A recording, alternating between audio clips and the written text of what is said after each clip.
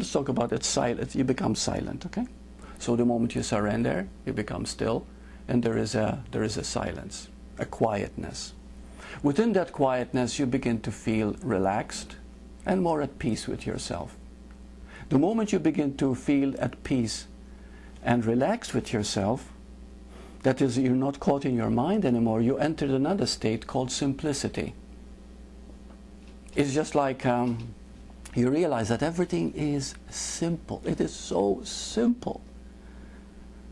When you read a lot of books and you see a lot of conflicting terminology, you begin to think it's complicated. But when you come down to it, all it is here. Do you understand? This is all truth is. Here, now, this. There's nothing else but this. But when you allow this to be recognized while in that state of silence, it is self-recognizing. So truth reveals itself by seeing that now can never be any other time. See, the mind always thinks, oh yeah, but there's always tomorrow. It's always a thought. But now you begin to recognize it's true. There is no tomorrow. It is just a word. Because when tomorrow comes, it's still now. You begin to really recognize in that simplicity how simple it really is. There's only now. And then comes the next word. Forever, eternally. And you begin to glimpse that you are an eternal being. Non-ending. But if I am non-ending, I am also non-beginning. There was never a time when spirit was not. See, there's no beginning or end to that which is. And so now what has happened? As you've entered that state of self-recognition, because you see, again I repeat, silence recognizes itself. And silence is the very power of being. And the moment it sees itself, it recognizes itself, there is also, it is you who's recognizing, you see? And now, when you open your eyes and you look around, you'll find all the books you've read are redundant, because you know it, you see? And that's how awakening takes place. Now you might say, now that I've realized all this, am I going to start living it? Well, you see what happens the moment you begin to realize truth? Okay, the little bugbear, the conditioning starts surfacing in order to raise up all the conditioning to be met. Because you see, we need to purify. We need to get back to pure awareness, not the conditioned awareness. And the only way you can get back to pure awareness is simply by meeting all that is impure. But not to see it impure. As simply a cloudiness, then a little bit of Photoshop and you remove it. Because I'm learning Photoshop now. So what is happening is that the moment you begin to feel this purity, you think, I know. The moment the mind comes in and says, oh, so that's, I got it. Now, you begin to doubts arise, fears arise. But there's nothing wrong with that. Because the ego always feels threatened by your purity. Meet it with surrender again and start the process. You see? It's a deepening and deepening. And then you'll find, once you've done this for a while, you know beyond a shadow of a doubt that this is just a process. You're already okay. You see? And the moment you begin to feel you're okay just as you are, so what? See? That's called peace. And there's nothing more beautiful than peace, because nobody can take that away from you. Once you have it, once you know it is not based on circumstances, it is not based on achieving anything, it is based on knowing.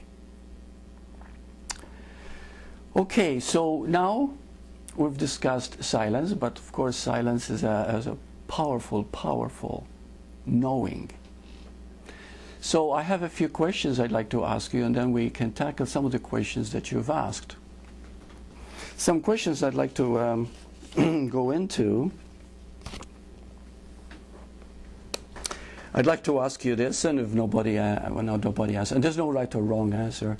If nobody answers, then I'll go into it. But what is the nature of silence?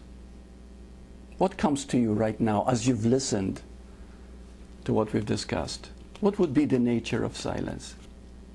Having no agenda. Having no agenda. Having no agenda. Having no agenda. Pure awareness. Beautiful. That's great. You see, there's nothing to it. It's just like a child. The only difference between a child, because innocence comes back to you with awakening, but the only difference between a child and the awakened person is that the child does not recognize yet. It doesn't have the capacity yet. It is living in bliss. It is living in joy. It is living in innocence, but it needs to recognize it. So it still has time to build up an ego, and then through that ego recognize what works and doesn't work. Okay. What is the difference between I am silent and I am silence? And there's a world of difference. One is the action and one is the being. Very good. Excellent. Excellent. You see, when you say I am silent, it's just an action. I am being silent. But that's not silence. You're just being silent. Just an action. But I am silence is confirming that which I am always. You see? That's great to see it immediately. All of you saw the difference immediately? Subtle, but there's a great difference. How does silence overcome personal problems?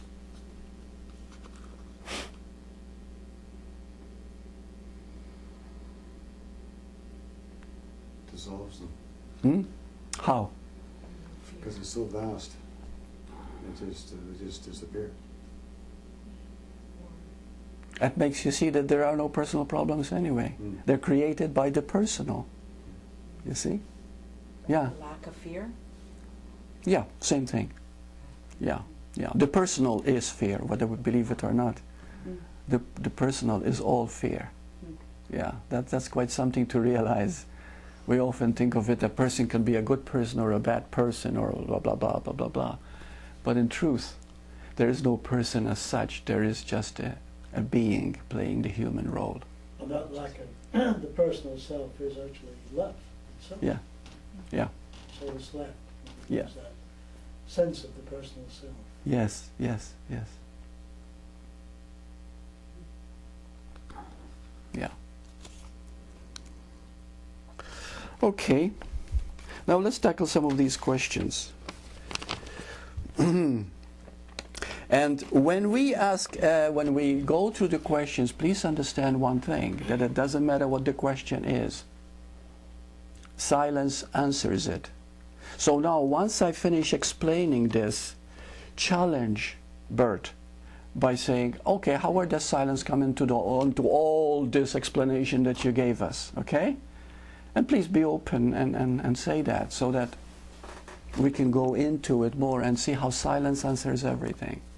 Okay, the question is, could you discuss the different aspects of the mind, that is, the wisdom part, conditioned part, judgmental part, emotional part? Okay. What we call mind is a very, very subtle thing, okay? There is consciousness, there is only consciousness.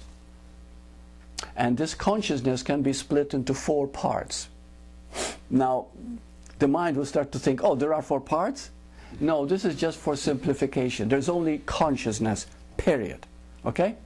Now, this consciousness in an NLP, neuro-linguistic programming type of program, and which is quite advanced psychosynthesis, they came up with the word super sentience. I think Carl Jung came up with it too. Super sentience, and not super sentience, super consciousness. I'm thinking of my. Okay, super consciousness. Now, super consciousness means nothing more than simply pure awareness. Okay, just another word for it. Okay, so let's put that aside. Now, super consciousness means simply silence itself. There's nothing but that. Pure consciousness. Now, from pure consciousness comes what we call impure consciousness. In other words, time and space. Okay, we think of time and